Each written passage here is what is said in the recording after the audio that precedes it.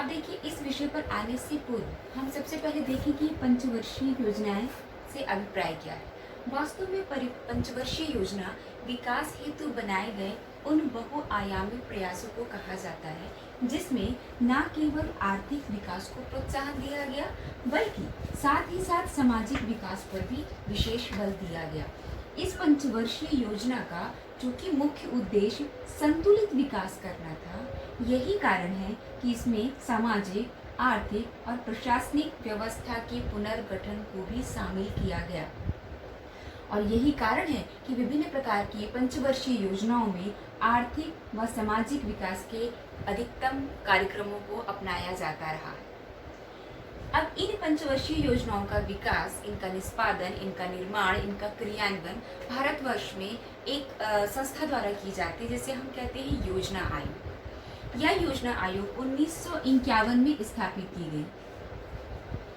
इस योजना आयोग का जो पदेन अध्यक्ष होता है वह हमारे भारत के प्रधानमंत्री होते हैं। यह योजना आयोग 1951 से 2014 तक कार्य की और अभी 2014 में हमारे जो वर्तमान प्रधानमंत्री श्री नरेंद्र मोदी जी की नेतृत्व वाली सरकार है, उन्होंने इस योजना आयोग के विघटन की घोषणा की और इसके स्थान पर नीति आयोग को प्रतिस्थापित किया। इस नीति आयोग से अभिप्राय यह है NITI, जिस N से तात्पर्य है national institution for transforming India. इस नीति आयोग के माध्यम से हमने अब पंचवर्षीय योजनाओं को लागू करना प्रारंभ कर दिया है। अब इस अवस्था में 1951 में जब पहली बार बैठक हुई योजना आयोग की, उसके प्रथम अध्यक्ष हमारे स्वतंत्र भारत के प्रथम प्रधानमंत्री श्री जवाहरलाल नेहरू जी रहे। उन्होंने पंचवर्षीय योजनाओं के उद्देश्य पर प्रकाश डालते हुए यह कहा था कि समता पर आधारित कोई भी सामाजिक नीति, इसकी सफलता तभी लागू होती है। किसी भी सामाजिक नीति की सफलता इस बात पर निर्भर करती है कि नियोजन के जो सुनिश्चित लक्ष्य हैं, नियोजन के जो समुचित लक्ष्य हैं, उन लक्ष्यों के क्रियान्वयन में प्रयोग किए जाने वाले साधन कितने पारदर्शी और कितने निष्पक्ष हैं। और इन उद्देश्यों की पूर्ति केवल और केवल पंचवर्षीय योजनाओं के माध्यम से ही पूर्ण की जा सकती है। मार्च 2017 तक हमने 12 पंचवर्षीय योजनाएं पूर्ण कर ली हैं। 12वीं पंचवर्षीय योजना का जो अंतिम कार्यकाल था वह मार्च 2017 का था। अर्थात इन 12 पंचवर्षीय योजनाओं के क्रियान्वयन के उपरांत भारत की यदि स्थिति पर हम विचार करें तो निसंदेह भारतीय परिदृश्य पूर्णतः बदला है, परिवर्तित स्वरूप में आया है। जहां एक ओर हमने आर्थिक और सामाजिक विकास को गति प्रदान की है, वहीं दूसरी ओर विश्व के मानचित्र पर, विश्व के पटल पर भारत की एक अलग पहचान भी स्थापित हुई है। अब इस पंचवर्षीय योजनाओं का वास्तविक रूप से भारतीय समाज के परिदृश्य में क्या प्रभाव पड़ा है, इसका हमें समाजशास्त्रीय दृष्टिकोण से मूल्यांकन करना नितांत आवश्यक है और यही आज हमारी चर्चा का विषय है। अब इस समाजशास्त्रीय मूल्यांकन को हम दोनों ही दृष्टिकोण से तुलना करेंगे। एक तो क्या क्या सफलताएं हमने देखी इन पंचवर्षीय योजनाओं की, और इस पर भी हम चर्चा करेंगे कि इन पंचवर्षीय योजनाओं की कमियां क्या रही, क्या इसकी असफलता रही, इसका समाज पर क्या दुष्प्रभाव पड़ा, मतलब कहाँ कहाँ इसमें चूक रह गई। इन दोनों ही दृष्टिकोणों से हम पंचवर्षीय योजनाओं का मूल्यांकन करेंगे। तो आइए सबसे पहले हम चर्चा करें कि इनमें सफलता के कौन कौन से पहलू देखने को हमने मिले। तो सबसे पहले सफलता पर हम चर्चा करते हैं। सफलता के दृष्टिकोण से यदि हम देखें तो सबसे पहले सफलता है कि हमने सामाजिक समानता, जो कि अपने आप में एक बहुत बड़ी सफलता है, सामाजिक समानता के लक्ष्य को प्राप्त करने का बहुत हद तक प्रयास किया और प्राप्त भी किया। अब सामाजिक समानता को समझने से पूर्व हमें यह समझना होगा कि असमानता क्या है। देखिए, सामाजिक समानता किसी भी समाज के लिए एक उच्च आदर्श की स्थिति है, लेकिन सामाजिक असमानता वास्तव में यथार्थ पहलू है। यथार्थ पहलू से तात्पर्य यह है कि ऐसा कोई भी समाज नहीं है, न पूर्व में था, न वर्तमान में, ना भविष्य में ऐसी कल्पना की जा सकती है जहाँ पूर्णतया समानता पाई जाती है और असमानता का कोई भी आधार ना हो। अब देखिए, सामाजिक असमानता के मुख्य आधार किस प्रकार से जन्म लेते हैं और किस प्रकार से व्यक्तियों के विकास में ये बाधक होते हैं, उस पर हम एक नजर डालते हैं। जब व्यक्ति की जाति, वर्ग, आयु, लिंग, शिक्षा, धर्म या पारिवारिक पृष्ठभूमि, संपत्ति, ऐसे विभिन्न आधारों के माध्यम से हर व्यक्ति की कुछ सामाजिक स्थितियां होती हैं। इन सामाजिक स्थितियों के आधार पर कुछ को उच्चता का भाव प्राप्त होता है, किसी को निम्नता का स्थान प्रदान किया जाता है। जिन व्यक्तियों को उच्चता की श्रेणी में रखा जाता है उन्हें कुछ विशेष अधिकार दिए जाते हैं, कुछ विशेष सुविधाएं दी जाती हैं, कुछ विशेष पदों का आवंटन किया जाता है। लेकिन जिन वर्गों को जो उच्च वर्ग में शामिल नहीं है, वह इन समुचित बातों से उन्हें वंचित रख दिया जाता है। ये हम कहते हैं असमानता। अब ऐसी असमान स्थितियों में क्या होता है, जब सुविधाओं का वर्गीकरण बढ़ने लग जाता है और इस उच्चता और निम्नता के कारण एक व्यक्ति का शोषण होना प्रारंभ होता है और दूसरे व्यक्ति को अधिकतम अधिकार मिलने प्रारंभ हो जाते हैं, तो यह स्थिति समाज के समुचित विकास के लिए बाधक हो जाती है। समाज का, संपूर्ण समाज का विकास तभी संभव है जब हम समाज के सभी वर्गों को साथ लेकर चलें। इसलिए हमने सामाजिक समानता का प्रयास पंचवर्षीय योजना में प्रमुख लक्ष्य के रूप में किया और बहुत बड़ी सफलता अर्जित की। समाज के जितने भी दलित वर्ग हैं, शोषित वर्ग थे, पिछड़े वर्ग थे, समाज में उपेक्षित वर्ग थे, उनके सम्मान के लिए सरकार ने बहुत अधिक पर्याप्त मात्रा में धन खर्च किया। उनके स्वास्थ्य के लिए, उनकी शिक्षा के लिए, उनके पोषण के लिए, उनके आवास के लिए, इन सभी बातों के लिए, इन आधारभूत चीजों के लिए पंचवर्षीय योजनाओं में विशेष रूप से पर्याप्त मात्रा में धन खर्च किया गया। उद्देश्य यही रहा कि जितने भी असमानता, चाहे सामाजिक हो, आर्थिक हो, राजनीतिक हो, उन सारी असमानताओं को दूर करते हुए सभी दृष्टिकोण से समाज में समानता लाई जा सके। उसके बाद हमने आरक्षण का भी कार्य किया।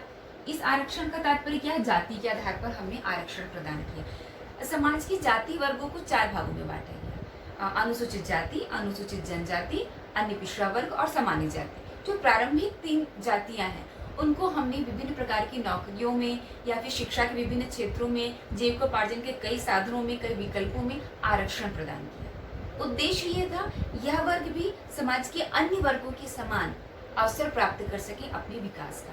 तो इन आरक्षण के माध्यम से भी हमने इनमें समानता लाने का प्रयास किया।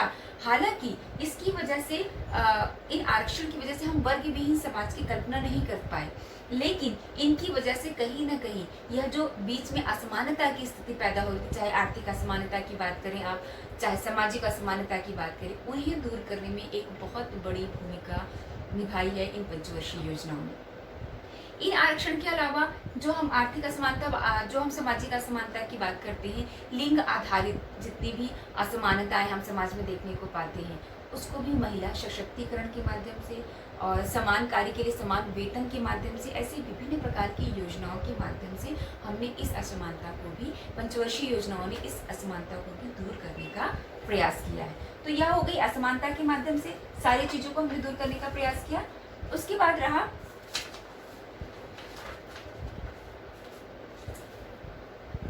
अब उसके बाद हम आते हैं निर्धनता उन्मूलन का कार्य किया हमने, रोजगार व सामाजिक न्याय के बारे में कार्य किया, शिक्षा की अनिवार्यता पर बल दिया गया, खाद्य व पोषण सुरक्षा को सुनिश्चित किया गया, प्राथमिक स्वास्थ्य देखभाल आदि विभिन्न माध्यमों से जीवन स्तर में सुधार लाने का प्रयास किया गया। मतलब यहाँ पर क्या किया गया, पंचवर्षीय योजनाओं में जीवन स्तर में सुधार लाने का प्रयास किया। जीवन स्तर की जो आधारभूत चीजें हैं, चाहे रोजगार की बात कर लें हम, चाहे स्वच्छ पेयजल की बात कर लें हम, चाहे हम शिक्षा की बात करें, स्वास्थ्य की बात करें, प्राथमिक शिक्षा की बात करें, रोजगार की बात करें, न्याय की बात करें, खाद्य और पोषण सुरक्षा की बात करें, ये सारे हमने पंचवर्षीय योजनाओं के माध्यम से इस प्रकार के जीवन स्तर को सुधारने का प्रयास किया। इसमें भी हमें सफलता प्राप्त हुई। उसके बाद हम देखते हैं, अगला है ग्रामीण विकास।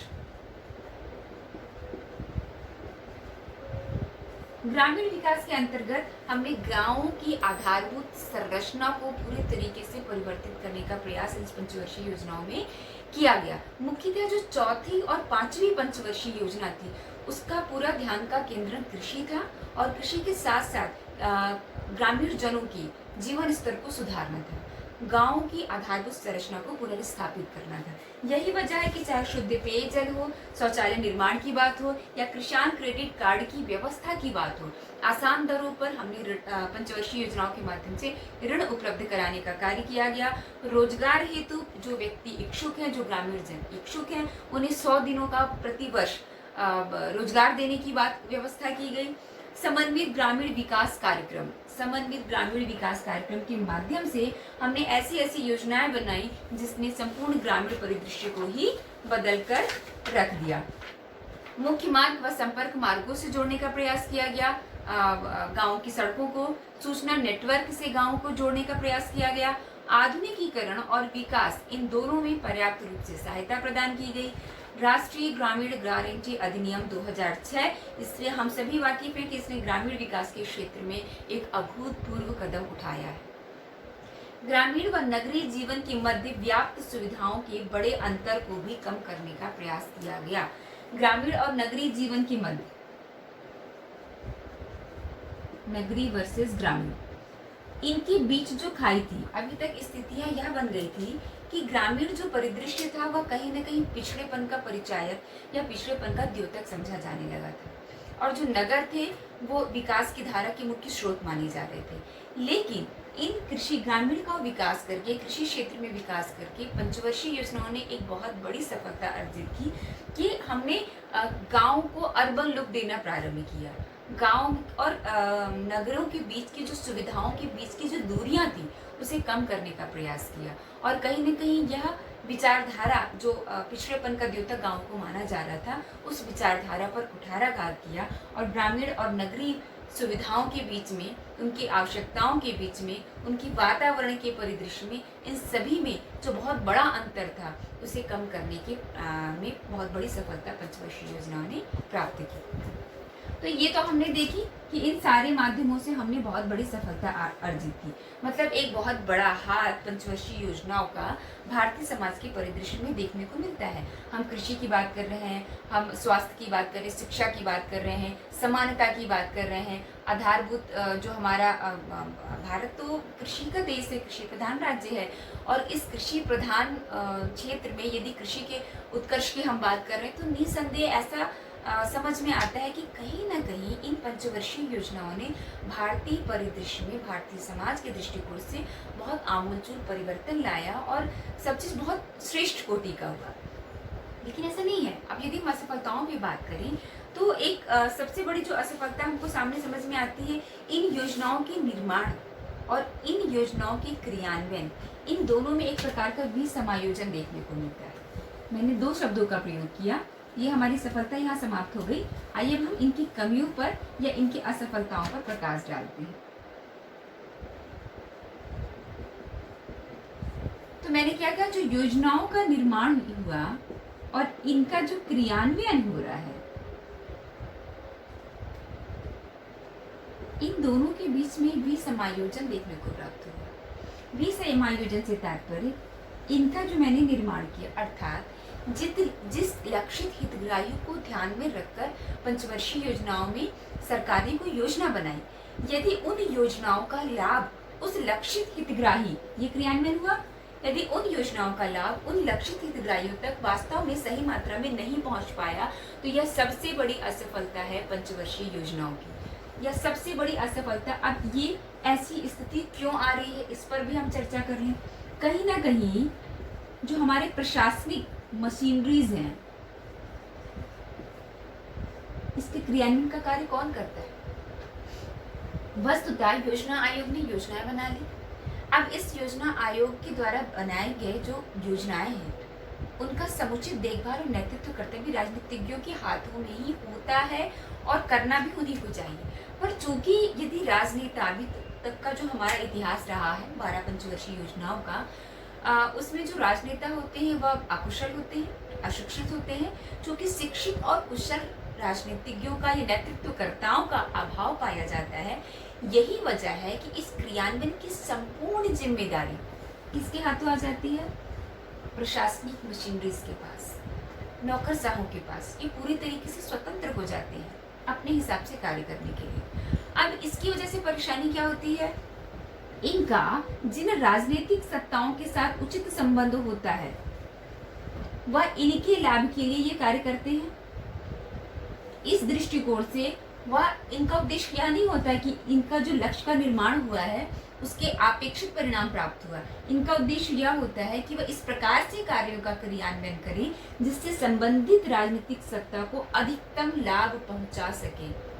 और जब जब राष्ट्रीय हित के आगे कोई भी छोटा सा स्वार्थ सिद्धि वाला कोई हित सामने आ जाएगा, राष्ट्रीय हित किनारे हो जाएगा, वहाँ इस क्रियान्वयन की समस्याएं सामने आने लगेंगी। यही वजह है कि प्रशासनिक मशीन रेस इस क्रियान्वयन के मार्ग में कहीं ना कहीं बाधक सिद्ध होती है। अब इसका एक अच्छा उदाहरण आप ये देखिए कि नौकरशाही के का जो भयावह या विकृत स्वरूप हमारे भारतवर्ष में है, उसका एक बहुत अच्छा वक्तव्य हमारे पूर्व प्रधानमंत्री रह चुके स्वर्गीय राजीव जी, उन्होंने ये कहा था कि लक्षित हितग्राहियों को ध्यान में रखकर सरकार द्वारा जो 1 रुपए की राशि व्यय की जाती है, वह 1 रुपए की राशि उस लक्षित हितग्राही के पास पहुंचने से पहले बहुत घिसती है और घिसते घिसते घिसते वह 20 पैसे के रूप में उस लक्षित हितग्राही के पास पहुंचती है। मतलब अब आप ये कल्पना कर सकते हैं कि देश के प्रधानमंत्री को भी हमारे व्यवस्था की दारू कथा बहुत अच्छे से वो समझते हैं और उसका एक उदाहरण आपके सामने रखा उन्होंने कि 1 रुपए का जो राशि मैं यहाँ से व्यय करता हूँ, मुझे भी अच्छे से भली भांति प्रकार से ज्ञात है कि इस प्रकार से भ्रष्टाचार हमारे सिस्टम में व्याप्त हो चुका है कि वो लक्षित हितग्राही तक पहुँचते पहुँचते 20 पैसा हो जाता है। अब आप सोचिए इस अवस्था में कहीं ना कहीं समस्या किसकी आ रही है?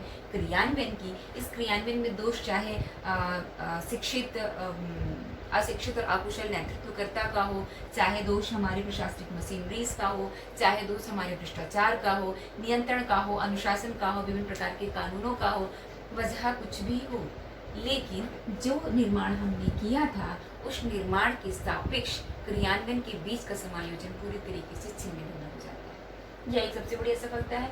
इन दोनों असफलताओं के उपरांत एक असफलता पर भी हम और चर्चा करते हैं। एक असफलता है कृषि और उद्योग।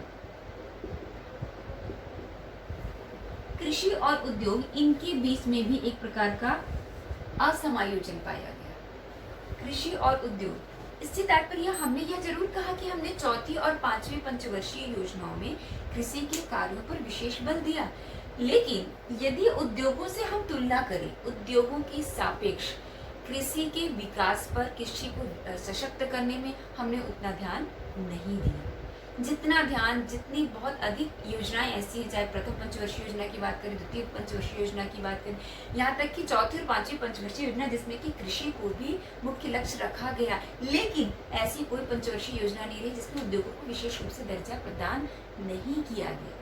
मतलब यदि कृषि के सापेक्ष हमने उद्योगों को विशेष महत्व दिया, विशेष वरीयता प्रदान की, यही वजह है कि हमारे यहाँ के जो परंपरागत व्यवसाय थे, जो लघु उद्योग थे, जो कुटीर उद्योग थे, जो कृषि की क्षमताएं थी, वो बहुत अधिक प्रभावित हुई। कृषकों का जीवन स्तर बहुत अधिक प्रभावित हुआ। और आपको सबसे अच्छा प्रमाण और क्या मिल सकता है कि हमें अपने दैनिक जीवन की जो वस्तुएं हैं उसे अब आयात करना पड़ रहा है। यह कृषि की बहुत बड़ी असफलता है। इस बात का द्योतक है कि हमारे लघु और कुटीर उद्योग कितने अधिक मात्रा में छत विक्षत हो चुके हैं और इन उद्योगों की प्रतिस्पर्धा में कहीं से भी कृषि को लाभ प्राप्त नहीं हो पाया। तो ये इस प्रकार के बीच का सामंजस्य हम नहीं रख पाए। उसके बाद एक सबसे बड़ी समस्या रही जनसंख्या। इसकी विस्फोटक स्थिति हम देख रहे हैं भारतवर्ष में।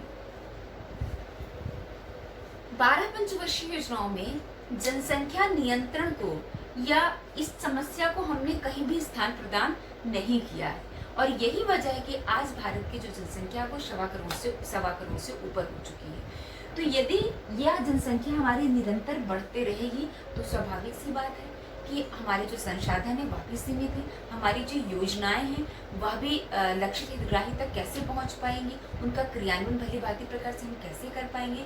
चूंकि जो सत्ताधारी दल होता है, जो नेतृत्व करता है, उन्हें वो वोटर बैंक लगती है जनसंख्या, इसलिए वो कभी भी ऐसी योजनाएं नहीं बनाना चाहते हैं जिसकी वजह से उनका वोट प्रभावित हो। तो इस सत्ता लोलुपता की वजह से हमारे राष्ट्रीय हित की जो योजनाएं होती है वो कई बार प्रभावित हो जाती हैं, और इसी का कारण है कि हमने जनसंख्या विस्फोटक के रूप में आज जो स्थिति बन गई है वो पंचवर्षीय योजनाओं में हमने कहीं भी इसे महत्व प्रदान नहीं किया है। तो ये तो हमारी कमियों पर हमने चर्चा की। यदि अब हम निष्कर्ष निकालें कि सफलताएं और असफलताओं दोनों पर चर्चा करें, तो निसंदेह एक निष्कर्ष से ही निकल कर आता है कि पंचवर्षीय योजनाओं ने भारतीय समाज को सकारात्मक और नकारात्मक दोनों ही स्वरूपों में सम्मिश्रित रूप से निसंदेह प्रभावित किया है।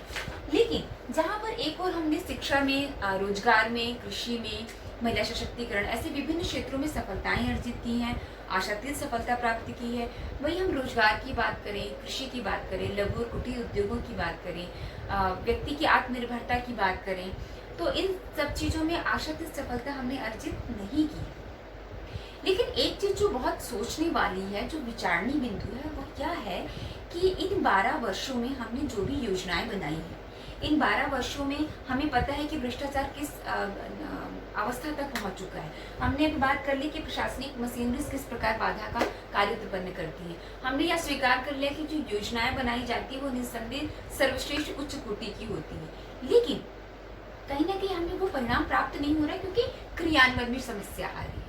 अब यह विचार कीजिए, यदि क्रियान्वयन हमारा पंगु है, उसके बावजूद हमने 12 पंचवर्षीय योजनाओं में इतनी अधिक आश्चर्यजनक तरीके से सफलताएं अर्जित की हैं, तो यदि इस क्रियान्वयन को हमने सुधार लिया, अर्थात यदि जो हमने चर्चा की कि 1 रुपए जिस लक्षित हितग्राही के लिए निर्धारित किया गया है वह 100% राशि उस लक्षित हितग्राही तक पहुंचे, अर्थात इस क्रियान्वयन में पूरी निष्पक्षता बरती जाए, इस क्रियान्वयन में पूरी पारदर्शिता रखी जाए, तो आप कल्पना कर सकते हैं कि किस प्रकार के परिणाम हमें प्राप्त होंगे। निसंदेह ऐसा प्रतीत होता है कि फिर ऐसी अवस्था में पंचवर्षीय योजनाओं की आवश्यकता ही नहीं रहेगी और भारत वार्षिक योजनाएं बनाएगा, और वह भी ऐसी वार्षिक योजनाएं जिनकी प्राप्ति उसी वर्ष के अंत तक हमें बेहतर से बेहतर ढंग से हम उसे प्राप्त कर पाने में सक्षम होंगे। आज के व्याख्यान के लिए इतना ही।